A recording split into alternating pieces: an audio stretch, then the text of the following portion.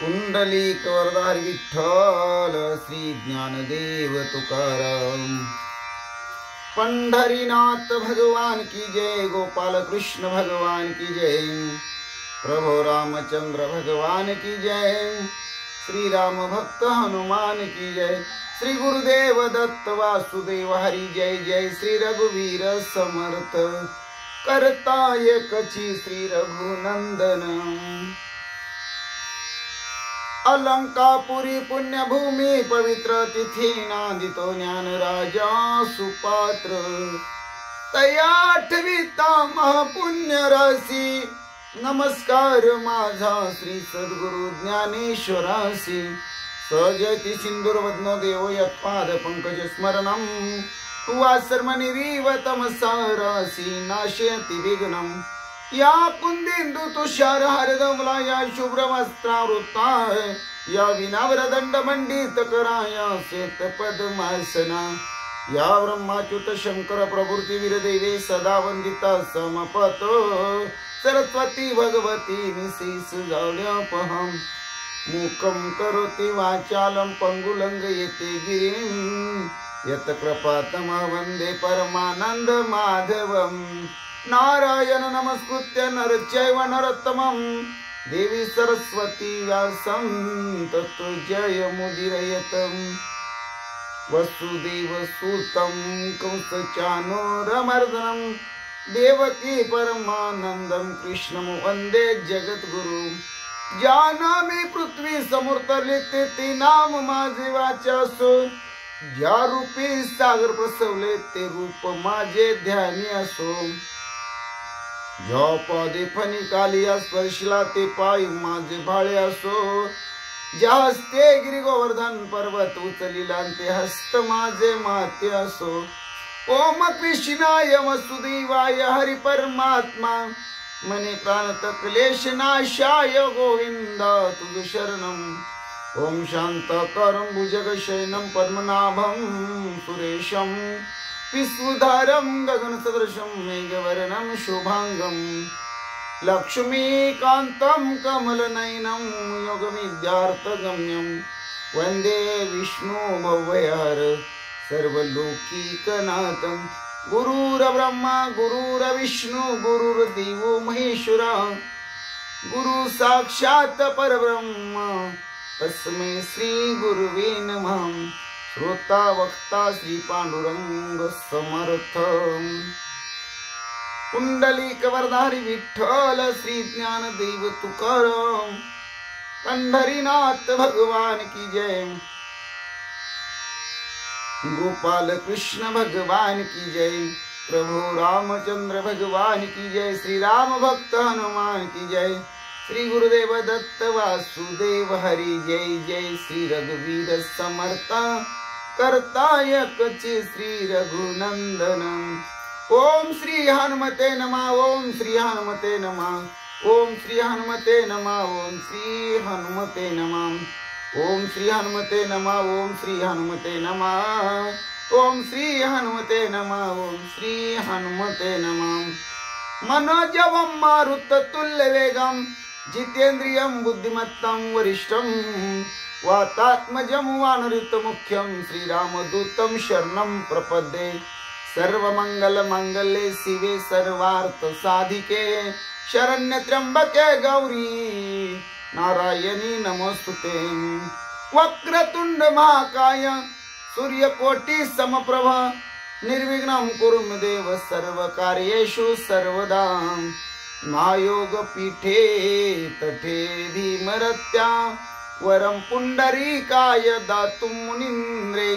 समागत्य निष्मं तमानन्दकन्दं, परब्रह्मलिंगं भजे पांडुरंगं। श्रीराम राम जय जय राम, श्रीराम जय राम जय जय राम, श्रीराम जय राम जय जय राम, हरि श्रीराम जय राम जय जय राम, श्रीराम जय राम जय जय राम, श्रीराम जय राम जय जय राम, श्रीराम जय राम जय जय राम, श्रीराम जय राम जय जय राम, श्रीराम जय राम जय जय राम, श्रीराम जय राम जय जय राम, हरे श्रीराम जय राम जय जय राम, श्रीराम जय राम जय जय राम।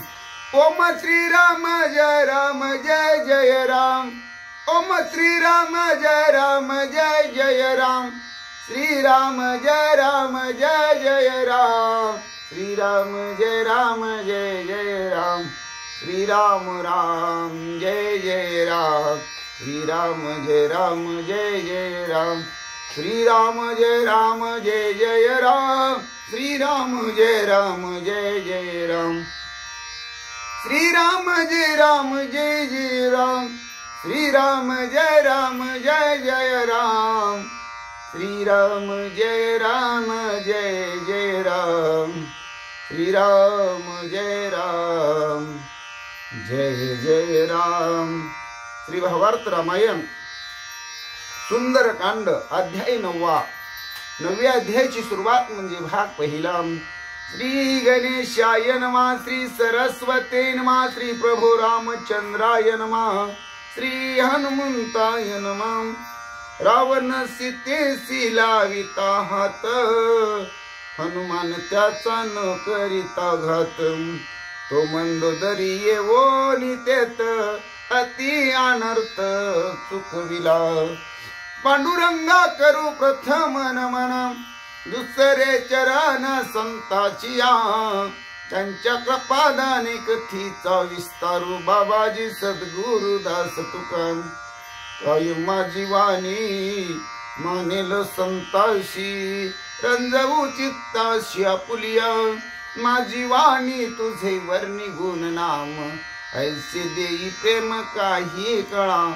पांडुरंगा तुझी चरणीचे तुट्टानुसंधान, जाईल हा माझा प्राण तत्क्षणी। कळेल हे तैसे गाईन मी तुझ, जनास विकास काय माझे। करीन मी स्तुती आपुले आवडी, जैसे वाटे गोडी माझ्या जीवा। तेवी मी जे जे बोले, प्रभू ते तुमचेच शिकविले। म्हणून अवधारी जो जे आपुले आपण देवा।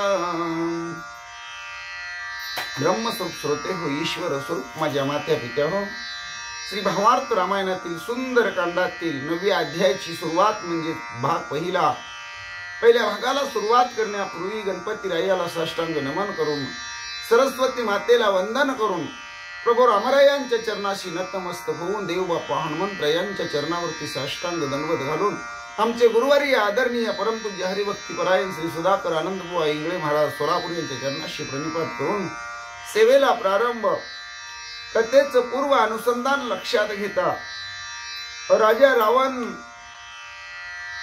सीता माऊलीला वश करण्याचा प्रयत्न करण्यासाठी अनेक प्रकारच्या प्रयत्नांची पराकाष्ठा करत आहे, पण सीता माऊली त्याला वश होत नाहीत हे राजा रावणाच्या लक्षात आलं। राजा रावणानं हातामध्ये तलवार घेतली।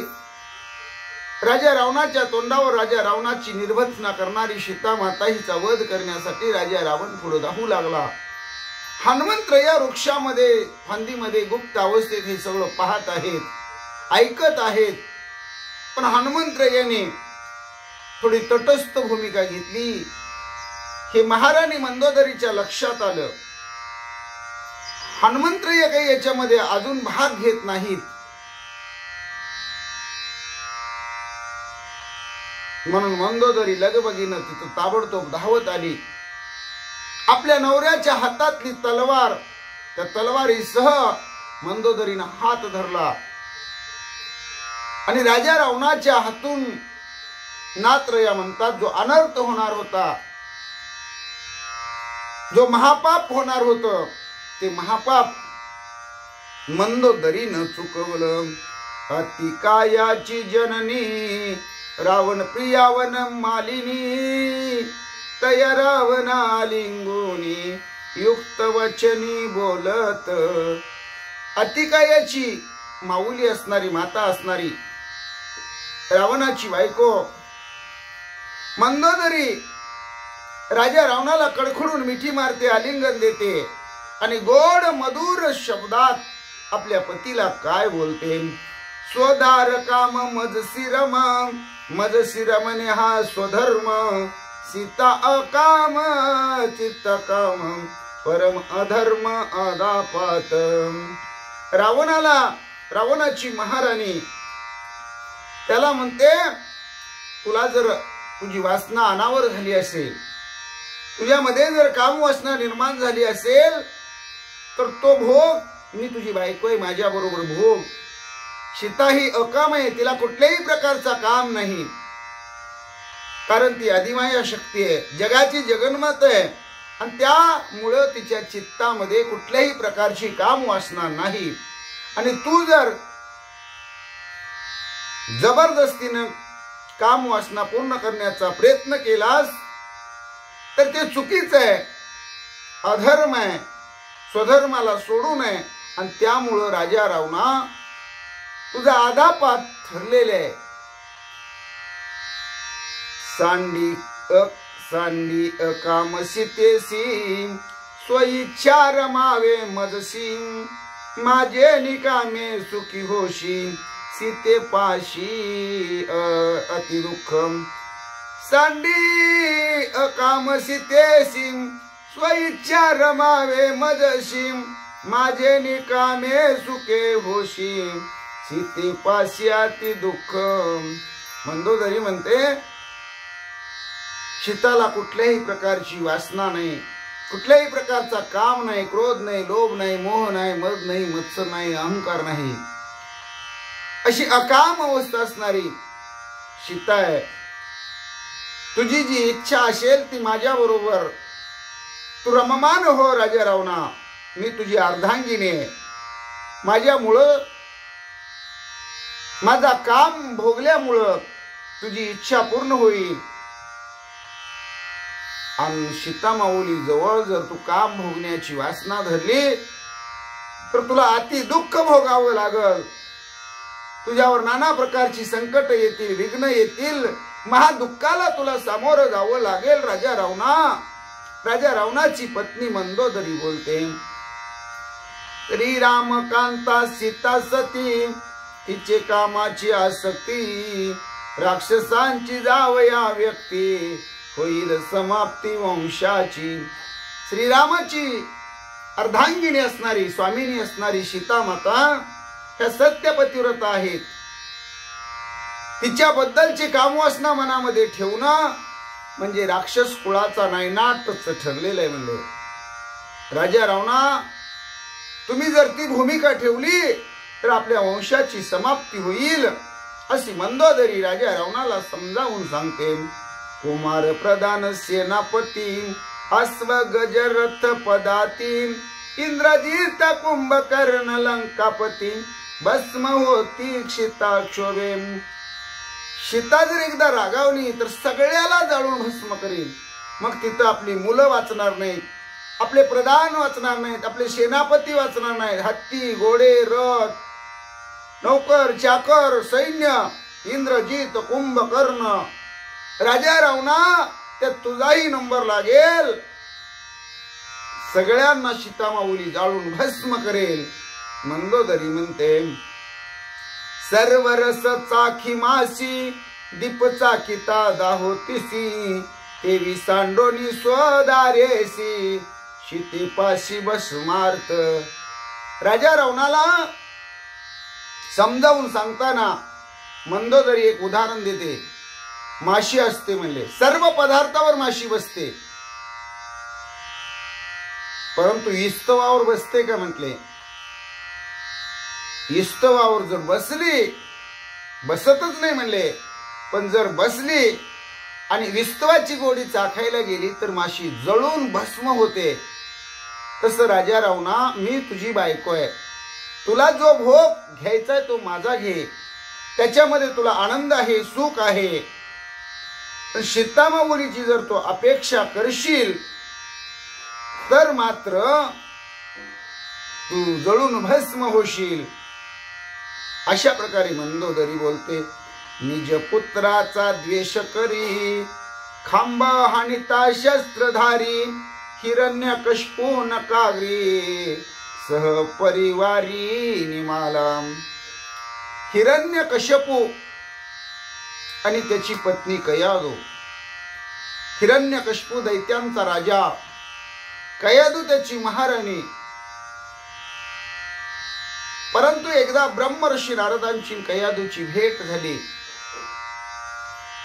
कयादूच्या पोटामध्ये गर्भ वाढत होता. नारद मुनींनी कयादूला उपदेश केला.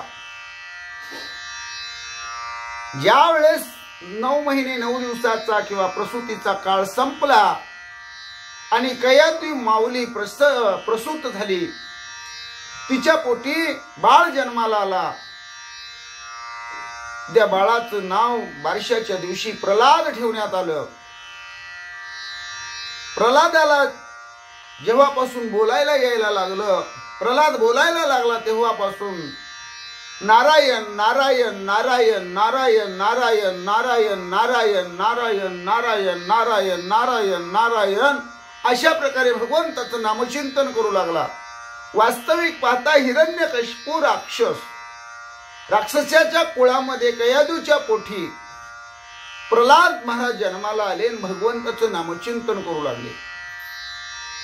हिरण्यकशिपू हा जगजेता होता. हिरण्यकशिपूला वाटलं माझ्यासारखा राजा या त्रिभुवनामध्ये कोणी नाही. आणि त्यावेळेस त्यानं फरमान काढलेलं होतं, आपल्या राज्यामध्ये कोणीही देवाचं नाव घ्यायचं नाही. हिरण्यकशिपू हाच सगळ्यांचा देव आहे, म्हणजे मीच सगळ्यांचा देव आहे. आजपासून देवाचं नाम बंद. हरिकीर्तन, भजन, जागर, प्रवचन, नामस्मरण, मंदिरात जाणं, तीर्थाटन करणं, हे सगळं पूजा अर्चा वगैरे सगळं बंद म्हणले. आणि ठिकठिकाणी गावोगावी या हिरण्यकशिपूनं मोठ्या मोठ्या देणग्या दिल्या. सगळीकडे असणारे जग जाहीर केलं की हिरण्यकशिपू हाच देव आहे. आणि जागोजागी ठिकठिकाणी हिरण्यकशिपू दैत्यानं आपली मंदिरं बांधायला देणग्या द्यायला सुरू केलं. भगवंताच्या मंदिरामध्ये कोणी जायचं नाही, भगवान परमात्मा मीच आहे. हे कशाच्या जोरावर केलं माहितीये का? त्यानं ब्रह्मदेवाला प्रसन्न करून घेतलं होतं. त्या प्रसन्न करून घेतलेल्या वरदानाचा त्याला गर्व होता. आणि भाविक हो, त्यानं प्रसन्न तरी करून घेताना वर काय मागितलं होता ब्रह्मदेवाला? ब्रह्मदेव प्रसन्न झाले. बोल म्हटले, तुझी भक्ती पाहून मी प्रसन्न आहे, तुला काय मागायचं ते माग. त्यावेळेस हिरण्यकशिपूनं मागितलं, मला मृत्यू नको म्हटले, मला मरण नको आहे. ब्रह्मदेवानं सांगितलं, अरे जन्माला आल्यानंतर कुणी जरी असला, किती जरी मोठा असला, लहान असला, श्रेष्ठ असला, कनिष्ठ असला, उत्तम असला, अतिउत्तम असला, तरी त्याला मरावंच लागतं. तू मरण कसं नको म्हणतो म्हणले, दुसरं काहीतरी माग. हिरण्यकशिपू म्हटला, नुसतं मरण नको हे मी मागत नाही म्हटला, अजून माझं चिंतन आहे का म्हटले. आणि हिरण्यकशिपूनं बोलायला सुरुवात केली, मला दिवसा मरण नको, मला रात्री मरण नको, मला घरात मरण नको, मला बाहेर मरण नको, मला पृथ्वीवर मरण नको, मला आकाशात मरण नको, मला स्वर्गात मरण नको, मला पाताळात मरण नको, मला अस्त्रानं मरण नको, मला शस्त्रानं मरण नको, मला देवाकडून मरण नको, मला दैत्याकडून मरण नको, मला मानवाकडून मरण नको, मला दानवाकडून मरण नको, मला पशु पक्षाकडून मरण नको, मला कोणत्याही प्रकारे मरणच नको म्हणले. अशा प्रकारे वर मागून घेतला आणि त्या वरामुळे तो उन्मत्त झाला. पण त्यांच्याच घरात, त्यांच्याच बायकोच्या पोटी जन्माला आलेलं स्वतःच मूलच भगवंताचा नामजप करू लागलं. ही किती भगवंताची मोठी लीला आहे पहा. नारायण नारायण नारायण नारायण नारायण नारायण. हिरण्यकशिपूला कोडं पडलं आपल्या घरातलं जर लहान मूल कार्ट जर आपलं ऐकत नसेल तर आपण दुसऱ्याला सांगितलं तर दुसरे ऐकतील का? दुसऱ्याला आपण सांगतो देवाचं नाव घेऊ नका, देव मीच आहे, मंदिरात जाऊ नका, आणि जर कोणी गेलेला दिसला तर त्याला कडक शासन होईल, त्याची गय केली जाणार नाही, त्याचा शिरच्छेद केला जाईल. आणि स्वतःच्या घरात जन्माला आलेलं मूल भगवंताचं नामचिंतन करतो याचं वाईट हिरण्यकशिपूला वाटलं. हिरण्यकशिपूनं एकांतात कयादूला सांगितलं, आपल्या मुलाला प्रल्हादाला सांग ते नारायण नारायण नारायण काय बडबडतो ना ते बंद करून टाक, नाहीतर तुझी पण गय केली जाणार नाही, तुझी पण दयामया केली जाणार नाही. प्रल्हादानं सांगितलं, माझा जीव गेला तरी चालेल, प्राण गेला तरी चालेल, पण मी भगवंताचं नामचिंतन बंद करणार नाही. आणि त्यानं नारायण नारायण नारायण हे चालूच ठेवलं. त्यावेळेस हिरण्यकशिपूला भयंकर राग आला. सेवकाला आज्ञा दिली, एका हत्तीला दारू पाजली आणि त्या हत्तीच्या पायाखाली प्रल्हादाला तुडवण्याचा त्या सेवकाकरवी प्रयत्न केला, पण प्रल्हादाच्या केसाला सुद्धा धक्का लागला नाही. प्रल्हादाचं नामचिंतन चालूच होतं, नारायण नारायण नारायण नारायण. भाविक हो, हत्तीच्या पायाखाली दिलं, तुडवलं हत्तीनं, तरी प्रल्हादाला काय होत नाही. म्हणून हिरण्यकशिपूनं सेवकाला आज्ञा दिली, याला उंच डोंगराच्या कड्यावर न्या म्हटले आणि त्या कड्यावरून त्याला खाली ढकलून द्या म्हणले, मरू द्या म्हणले. माझ्या घरात येऊन माझं ऐकत नाही म्हणले, त्याला सांगतोय देवाचं नाव घेऊ नको तर देवाचं नाव घेतोय म्हणले. अरे त्याला सांगतोय मीच देव आहे, कुठला देव कुठला काय म्हणले, या जगात कुठं देव आहे का? हिरण्यकशिपू एवढा चालता बोलता, एवढा सत्ताधीश, जगजेता असताना दुसरा कुठला देव, आणि हा मात्र नारायण नारायण करतोय. सेवकाने राजाची आज्ञा प्रमाण मानली, उंच डोंगरावर नेला आणि त्याला कड्यावरून ढकलून दिला. उंच कड्यावरून ढकलून दिलेला प्रल्हाद गरंगळत गरंगळत कलांडत कलांडत दगडा धोंड्यातून थटत डोंगराच्या पायथ्याला आला. पण प्रल्हादाला थोडं खरचटलं सुद्धा नाही. प्रल्हादाला काहीच झालं नाही, कारण प्रल्हादाच्या मुखामध्ये भगवंताचं नाम होतं. तो नारायण नारायण नारायण नारायण नाम जपत होता. हिरण्यकशिपूला राग आला. तेलाची मोठी असणारी कढई ठेवली गेली, त्याच्यामध्ये तेल उकळलं गेलं आणि त्या उकळत्या तेलामध्ये प्रल्हादाला टाकण्यात आलं. भाविक हो, बघा, दुर्जन लोक, दुष्ट लोक आपल्या मोठेपणासाठी सज्जन लोकांचा किती छळ करतात. मग तिथं नात्यानं कोण आहे तेही पाहत नाहीत. त्या उकळत्या असणाऱ्या कढईमध्ये प्रल्हादाला टाकल्याबरोबर भाविक हो, भगवंताची लीला आघाद आहे. ते सगळं तेलच अगदी थंड झालं, पण प्रल्हादाला काही झालं नाही. प्रल्हाद महाराज नारायण नारायण नारायण म्हणत होते. शेवटी हिरण्यकशिपूची एक बहीण होती. त्या बहिणीला असं वरदान होतं की अग्नी जाळू शकत नव्हता, अग्नी पोळत नव्हता, तिला काही होत नव्हता अग्नी. आणि एक असणारी मोठी चिता रचली गेली. त्या असणाऱ्या चितेवर म्हणले ही हिरण्यकशिपूची बहीण प्रल्हादाला घेऊन मांडी घालून बसली. म्हणजे प्रल्हाद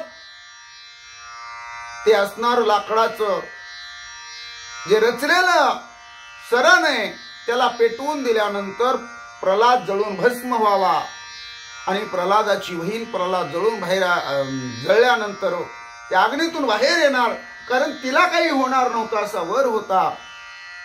भाविक होती अशा असणाऱ्या म्हणले लाकडाच्या ढिगाऱ्यावर मांडी घालून प्रल्हादाला घेऊन बसली. तो लाकडाचा ढीग मोठाच्या मोठा पेटवण्यात आला. मांडीवर घेऊन बसलेली त्या हिरण्यकशिपूची बहीण जळून भस्मसात झाली. कारण एवढा तो असणारा व्यापक अग्नी पेटलेला होता. त्याच्या ज्वाला असणाऱ्या गगनापर्यंत भिडलेल्या होत्या. जिला वरदान होतं ती जळून भस्म झाली. पण प्रल्हादाला भाविक हो काहीही झालं नाही. कारण प्रल्हादाच्या मुखामध्ये नारायण नारायण नारायण नामचिंतन चालू होतं.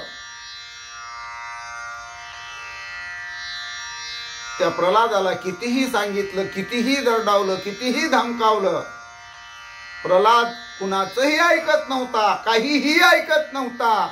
फक्त भगवंताचा धावा करत होता, भगवंताचं नामचिंतन करत होता. अखेरीस हिरण्यकशिपू फार वैतागला, फार रागावला. याला काय करावं काय नाही करावं, याचा जीव कसा घालवावा,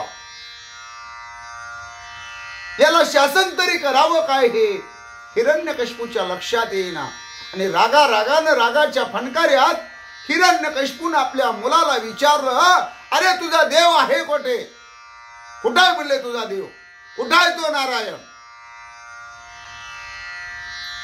कारण हिरण्यकशिपूला एक गुरमी होती की मला मरण नाही आणि मला कुणाकडूनच मरण नाही, कशानच मरण नाही. रात्री नाही, दिवसा नाही, सकाळ नाही, दुपार नाही, संध्याकाळ नाही, कधीच मरणच नाही, असा मी वर मागून घेतलेला ही एक गुरमी होती.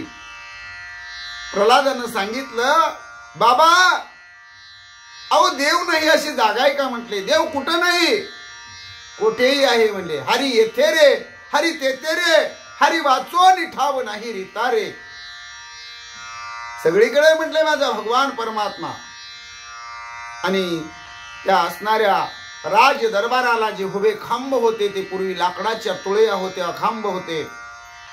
हिरण्यकशिपूने विचारलं, म्हटले तुझा देव सगळीकडे आहे म्हणतोस ना, बोल या तुझ्या नारायणाचं अस्तित्व वास्तव्य या लाकडाच्या वाळलेल्या खांबात आहे का? प्रल्हाद म्हटला शंकाच नाही, त्याच्यात पण माझा देव आहे. हिरण्यकशिपूने भली मोठी गदा घेतली आणि त्या लाकडाच्या स्तंभावर हाणली. भगवंतानं त्याच्यातून नरसिंह रूप धारण केलं. मनुष्याचं शरीर होतं, सिंहाचं डोकं होतं, हाताला वाघाची नख होती. ज्यावेळेस त्या असणाऱ्या गधेनं खांबाचे 2 भाग झाले, आतून असणारा नरसिंह अवतार भगवंताचा प्रगट झाला. प्रल्हादासाठी देव धावून आले. दिवस मावळतीला गेलेला होता, अर्धा वर होता, अर्धा खाली होता. भगवंतानी हिरण्यकशिपूला आपल्या मांडीवर घेतलं.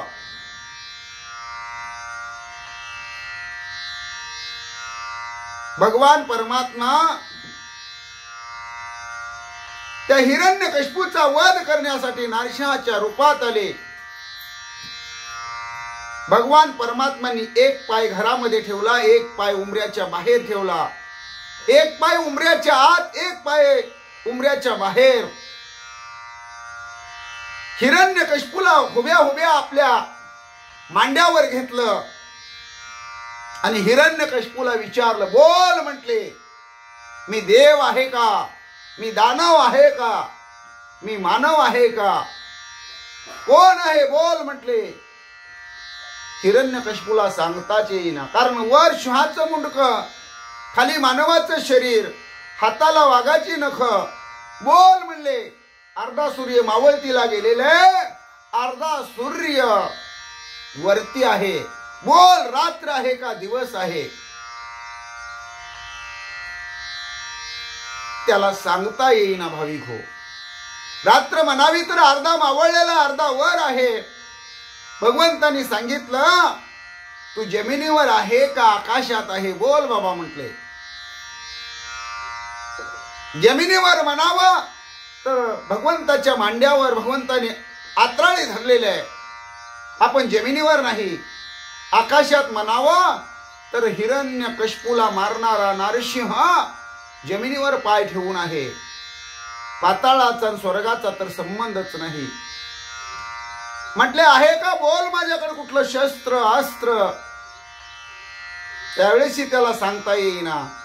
आणि हिरण्यकश्यपूचं पोट आपल्या वाघ नख्यांनी फाडलं आणि हिरण्यकश्यपूचा वध भगवंतांनी केला.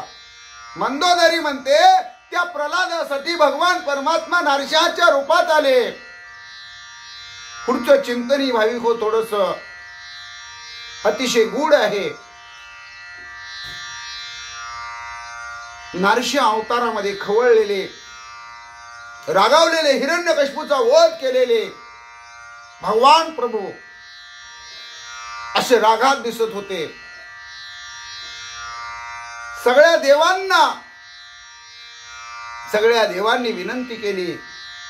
नरसिंहाचा अवतार आहे म्हणजे देवाला शांत करा. फार क्रोधावलेले आहेत, रागावलेले आहेत, भक्तासाठी अवतार घेऊन आलेले आहेत. कुणालाही भाविक हो नरसिंहाचा राग शांत करता आला नाही. लक्ष्मीला सुद्धा जी देवाची असणारी स्वामिनी आहे ती सुद्धा म्हटले नाही ह्यावेळेस देव जरा फारच खवळलेले आहेत, म्हणजे वैतागलेले आहेत. माझ्याच्यानं सुद्धा त्यांचा राग शांत करता येत नाही.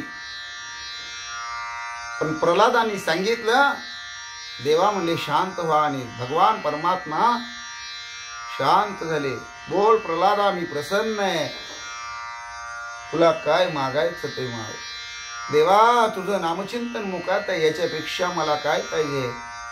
देवा तू माझ्यासाठी धावून आला हे काय थोडं आहे का. म्हटले याच्यापेक्षा मला काही नको आहे, पण तुम्ही माग म्हटला म्हणून मागतो. म्हणले या पित्याच्या पोटी मी जन्माला आलो, त्या पित्याचा देवा माझ्या समोर तुम्ही वध केला. म्हटले मला दुःख झालं नसेल का याचा विचार करा. फक्त माझ्या वडिलाला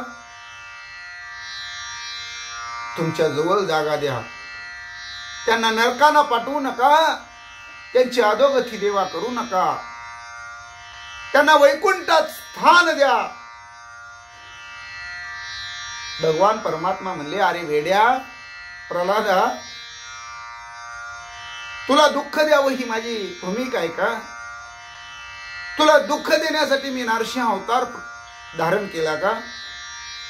अरे तू ज्या कुळात जन्माला आला ना त्यावेळेस तुझ्या कुळाचा उद्धार झालेले.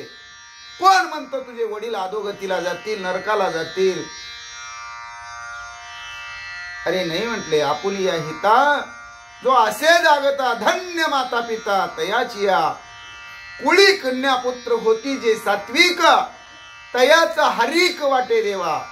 अरे कुळामध्ये घराण्यामध्ये चांगली मुलं जन्माला आली,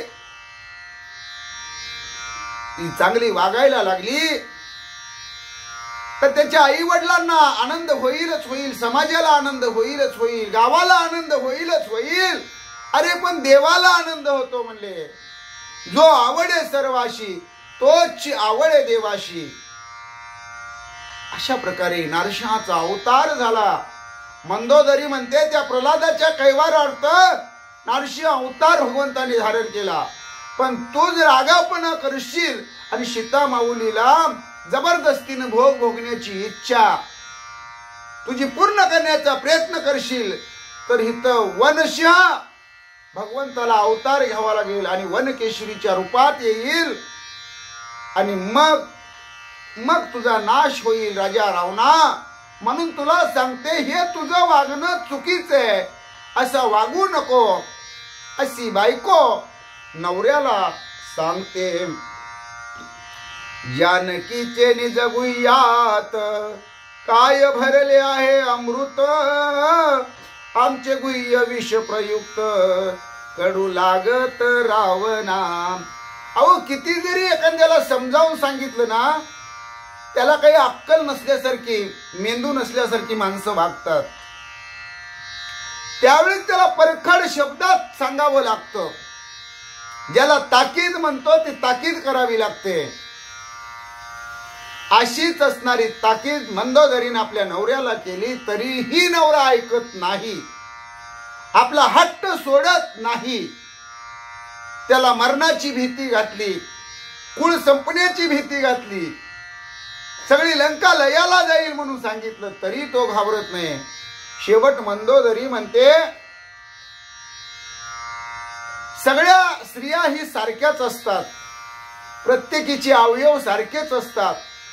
मग सीता आणि तिचा जो असणारा भोग भोगण्याचा अवयव आहे त्याच्यात काही अमृत भरलेलं आहे का त्या जननेंद्रियामध्ये? म्हणले आमच्यामध्ये काही विष भरलेलं आहे का? म्हणून तुला परस्त्रीचीच असणारी म्हणले तिच्याबद्दलची कामवासना गोड लागते आणि बायको बद्दलची कामवासना भोगायची म्हणल्यावर कडू लागते का? म्हणले अशा तिखट शब्दात राजा रावणाची मंदोदरी राजा रावणाला बोलते. स्वस्त्री परस्त्री काम कामुका समान सुखाचे परिपाक सुदार कर्मे परम सुख परम दुःख परदारा. मंदोदरी म्हणते सगळ्या स्त्रिया सारख्याच असतात, सगळ्यांचे अवयव सारखेच असतात, सगळ्यांच्या मधून मिळणारी कामिच्छेची जी वासना तृप्ती आहे तिचाही असणारा अनुभव सारखाच असतो. मग तुला परस्त्रीच का गोड लागते? स्वतःच्या बायका का कडू लागतात? पण आपल्या बायकोच्या असणाऱ्या म्हणले भोग भोगण्यामध्ये स्वधर्म आहे, आनंद आहे, सुख आहे. दुसऱ्याच्या बायकोची जर आपण इच्छा ठेवली तर त्याच्यामध्ये अधर्म आहे आणि महादुःख आहे म्हणले. म्हणून राजा रावणा सीताबद्दलची आसक्ती तू सोडून दे अशा प्रकारे मंदोदरी बोलते. परदारेची आसक्ती पूर्वजा होय दोगती अपना पावे नरका प्रती वंश समाप्ती परदारे. परावी नारीची जर आपण आपल्या मनामध्ये इच्छा धरली, तिच्याबद्दलची ओढ आपल्याला लागली असेल, ती मिळावी आपल्याला वाटत असेल, तिचा भोग घ्यावा असं वाटत असेल तर आपण तर नरकाला जातोच म्हणले. पण जे आपले पूर्वज आहेत ना त्यांना सुद्धा जरी स्वर्गाचं स्थान प्राप्त असेल तरी त्यांना नरकात पडावं लागतं. एवढं अघोर पाप परस्त्रीचं आहे आणि परस्त्रीचा जर नाद केला तर आपला विनाश ठरलेला आहे. आपण लयाला लागल्याशिवाय संपणार, लयाला लागल्याशिवाय राहणार नाही, आपण संपणार म्हणले याच्यात काही शंका नाही. मंदोदरीचं निमित्त करून नात्रया तुम्हा आम्हाला भाविक हो सांगतात. वनमालिनी नाना युक्ती शिकविता त्या लंकापती मंदोदरीने धरो निहाती नेला एकांती रावण. आणि अतिकायाची असणारी आई तिनं राजा रावणाला बरंच काही शिकवलं आणि मंदोदरीनं राजा रावणाला हाताला धरलं, एकांतामध्ये नेलं. बैसवोनी प्रिया एकांती नारद भाष्य कल्पोक्ती सांगत असे रावणा प्रती मुनी वदती जे वदलाम. आणि एकांतामध्ये राजा रावणाला नेऊन मंदोदरी एकांतामध्ये आपल्या नवऱ्याला नारदानं काय भाष्य केलेलं आहे, नारद मुनीच्या मुखातून जी कथा ऐकलेली आहे त्या कथेचं चिंतन राजा रावणाला मंदोदरी सांगू लागली. अंगीची या बळाची मस्ती तुवा पुशिले नारदा प्रती मज वदी कोण त्रिजगती देवी दैती की दानवी. आणि त्यावेळेस राजा रावणाला मंदोदरी म्हणते नारद मुनी एकदा आले होते तेव्हा तुम्ही पतिदेवा नारदाला माझं मरण कशात आहे किंवा मला कोण मारणार आहे, देव मारणार आहे, दैत्य मारणार आहे की दानव मारणार आहे हे तू विचारलं होतं का नाही? रावणा म्हटले देवा अटक तू दशकंठ दैत्य तुझ पुढे फोलकट दानवेशी धिट तिकट परिनर तुझ दुर्धर संग्रामी. देवांनाही तू जिंकलेला आहे असा 10 तोंडाचा राजा रावण आहे. हे दानव मानव वगैरे तुझ्या पुढे किरकोळ आहे असा संग्राम गाजवणारा तू नरश्रेष्ठ राजा रावण आहेस. भविष्य पुसू नको रावणा, संकल्प भावी भावना. भविष्य चुकवावया जाना, नाना विंदान करती प्राणी. त्यावेळेस नारद मुनीनं तुम्हाला सांगितलं होतं की नाही, हे राजा रावणा, अरे तू देवांना जिंकणारा, 33 कोटी देवांना बंदीखान्यात घालणारा, नवग्रहाची पायरी करणारा, त्रिभुवन जिंकणारा असा तू राजा रावण आहेस. तू मरण कशाला विचारतो म्हणले. मला तुझं मरण सांगायला काय हरकत नाही, पण मरण चुकत नाही हे माणसाला माहीत असून सुद्धा माणूस मरायला नको वाटतं म्हणले. माणसाला मरणाची खूप भीती वाटते हो, आणि म्हणून तो मरण चुकवण्यासाठी नाना प्रयत्न, नाना अट्टास करण्याचा प्रयत्न करतो. आणि आपल्याला कसं वाचवता येईल, जास्त दिवस आपल्याला कसं जगता येईल याचा प्रयत्न करतो. पण भाविक हो, विधीनं जे आपल्या असणाऱ्या कपाळावर लिहिलेलं आहे, सटवीचा असणारा लेखान ब्रह्मदेवाचा चुका कोणालाही चुकत नाही. एक क्षणभरही कोणालाही या असणाऱ्या जीवनामध्ये जास्त जगता येत नाही. त्याची जी वेळ ठरलेली आहे त्या वेळेला त्याने किती जरी प्रयत्न केले तरी त्याला मरावंच लागतं. म्हणून राजा रावणा, नारद मुनी म्हणतात, अरे तू शहाणा आहे म्हणले, तू विद्वान आहे, तू शंकराचा भक्त आहे, सगळं वैभव तुझ्याकडे आहे, तू मरण कशाला विचारतो, मरण विचारू नको. असा नारद महर्षी राजा रावणाला बोलले. रावणे धरिले दोन्ही चरण, मज सांगावे माझे मरण. नारद जाणे रामायण, सत्य भाषण तो वदला. रावणानं शेवटी नारद मुनीचं दोन्ही पाय धरलं, हात जोडून काकुलतीला येऊन विचारून बोलू लागला. हे नारद महर्षी म्हणले, हात जोडतो, पाया पडतो, विनंती करतो, मी तुम्हाला शरण आहे, पण माझं मरण कशात आहे मला सांगा, मला कळू द्या. माझं मरण कुणाच्या हात नाही, कोण मला मारणार आहे, मी कसा मारणार आहे, माझा अंत कसा होणार आहे. नारद महर्षींना सगळं रामायण पाठच होतं. भाविक हो, सप्त ऋषीपैकी एक आहेत नारद महर्षी. आणि त्या नारद महर्षींनी राजा रावणाचं मरण सांगायला सुरू केलं. हे कोण बोलतंय माहितीये का? मंदोदरी सांगते राजा रावणाला. तुम्ही पूर्वी नारद महर्षींना असंच विचारलं होतं ना, म्हणले त्या नारदांनी तुम्हाला सांगितलेलं आहे ना तुमचं मरण कशात आहे. असं एकांतामध्ये गुह्य भाषण पती पत्नीचं, मंदोदरीचं आणि राजा रावणाचं चालू आहे. आता नारद मुनीनं रामायण तोंडपाठ असल्यामुळं राजा रावणाचं मरण कशात आहे ते जे सत्य भाषण आहे ते ऐका म्हटले.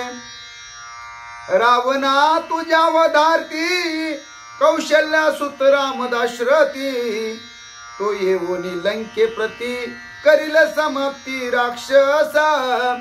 आता राजा रावणानं विनंती केल्यामुळं ब्रह्मर्षी नारद मुनी राजा रावणाला त्याचं मरण सांगू लागले. राजा रावणा म्हणले, कौशल्याच्या पोटी राम जन्माला येणार आहे. राजा दशरथ त्याच्या वडील आहेत. दशरथाच्या पोटी, दशरथाच्या रवी कुळामध्ये, सूर्य कुळामध्ये राम जन्माला येणार आहे म्हणजे.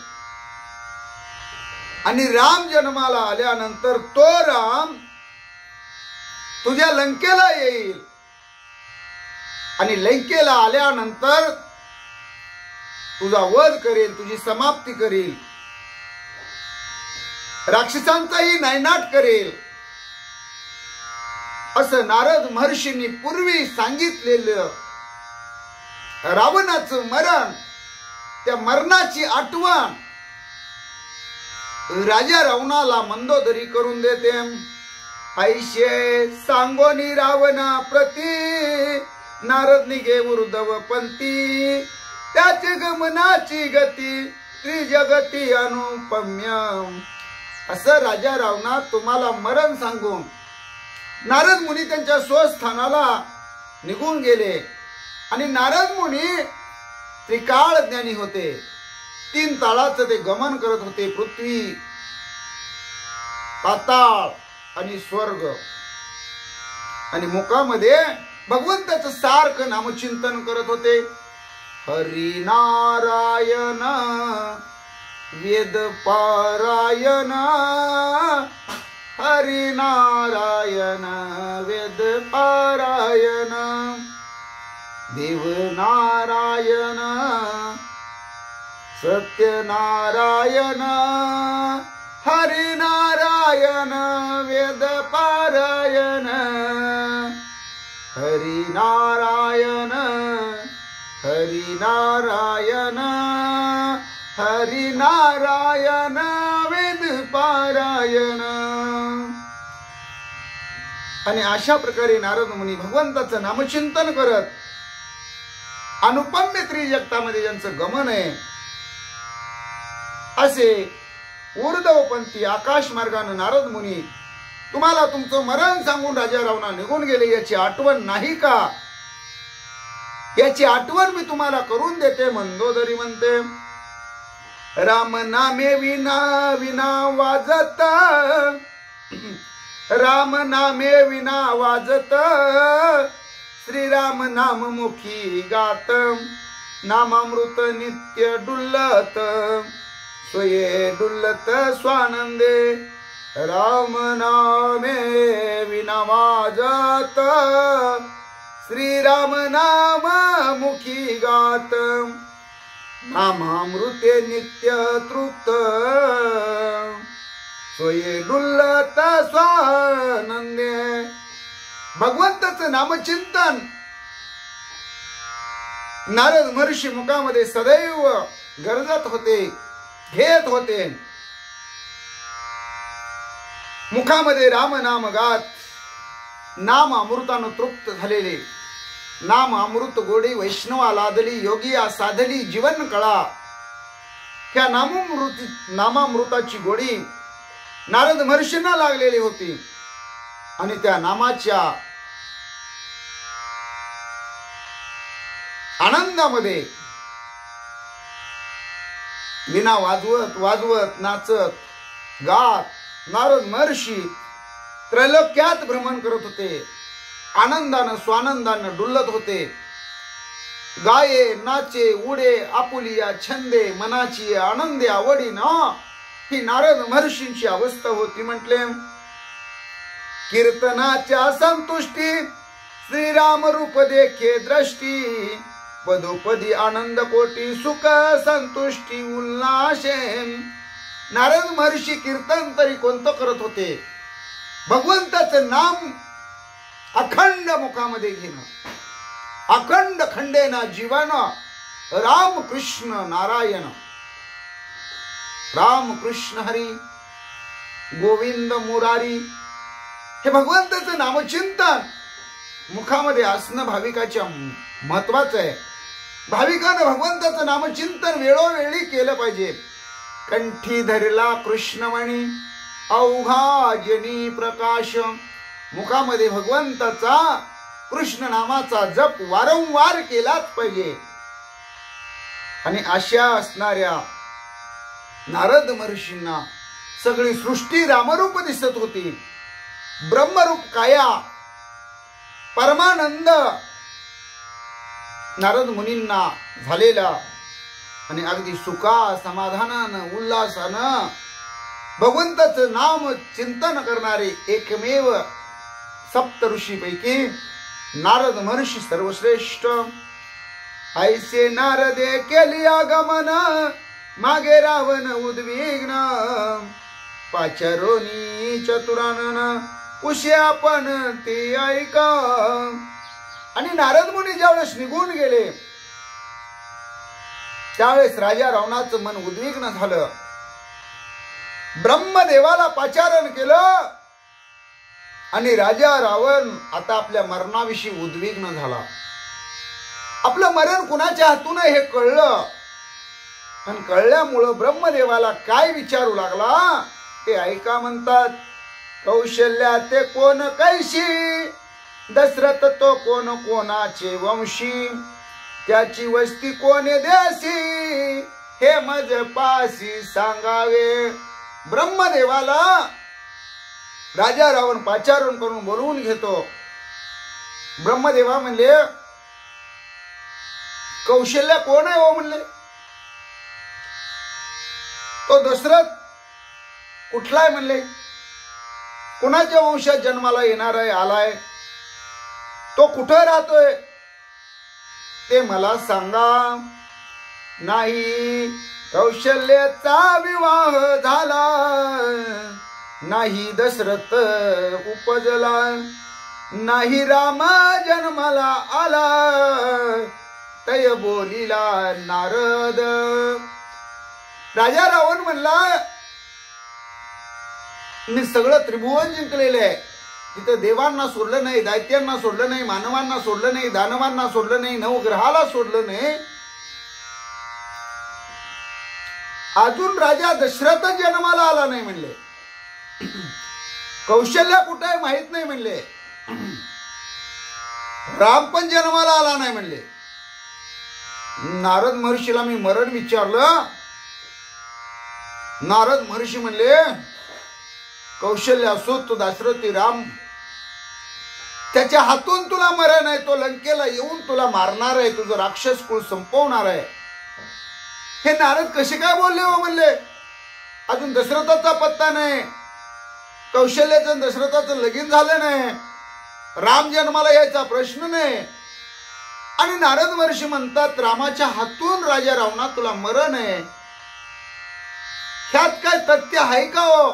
ब्रह्मदेवाला राजा रावण विचारतो, ऐको नि रावणाचे वचन, चहुमुखे हासे चतुरानन, नारदाचे जे भाषण, अन्यथा कोण करू शके. ब्रह्मदेवाला चार तोंड, चार तोंडानं ब्रह्मदेव हसायला लागले. रावणा, नारद महर्षी काय असत्य बोलतात का म्हणले. अरे जे खरंय ते सांगणार.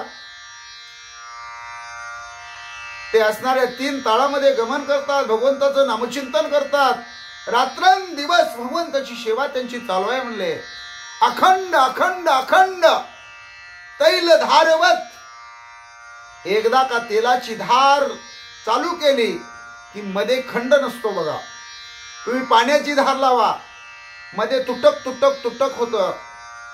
पाणी खाली पडताना सुद्धा सरळ अशी धारेमध्ये पडत नाही. पण तेलाची धार लावा, मध्ये तुटत नाही ती. जोपर्यंत तेल संपत नाही तोपर्यंत तेलाची धार संपत नाही.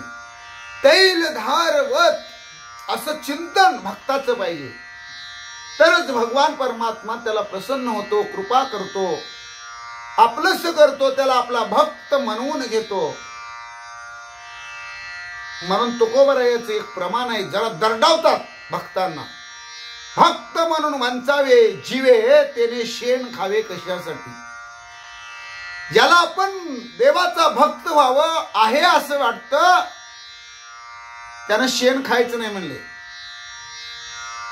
त्यानं अधर्मानं वागायचं नाही. शेण खाणं म्हणजे अधर्मानं वागणं. ज्ञान सांगे लोकाला, शेंबूड आपल्या नाकाला, अशी अवस्था नकोय म्हटले. आपण चोख राहिलं पाहिजे. आपण अगोदर पवित्र राहिलं पाहिजे. आपण अगोदर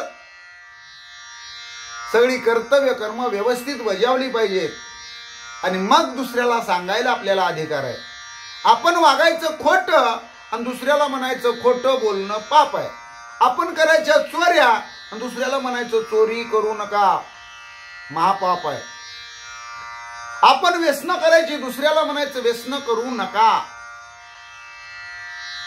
म्हणून तुकोबराया म्हणतात, जो भक्त म्हणून घेतो, ज्यानं भगवंताची माला गळ्यामध्ये धारण केलेली आहे, त्यानं नियम पाळले पाहिजेत. पती पाळल्या पाहिजेत. ज्याने विठ्ठल मात्रा घ्यावी त्याने पथ्ये सांभाळावी. ज्याला भक्त म्हणून घ्यायचंय त्यानं नीटच वागायचं, सरळच वागायचं, सत्यच वागायचं. आणि असे भक्त कधीच खोट बोलत नसतात, खोट्याचा अंगीकार ते करत नाहीत. रावणा, तुला कसं कळत नाही? अरे नारद महर्षी काही सामान्य भक्त आहेत का? ते सप्त ऋषी पैकी एक आहेत. त्यांचा फार मोठा अधिकार आहे. हसायला लागले ब्रह्मदेव. अरे जे नारद बोलले ते खरंच आहे म्हटले, ते खोटं कसं ठरेल? आणि खोटं कसं तुला सांगतील राजा रावणा?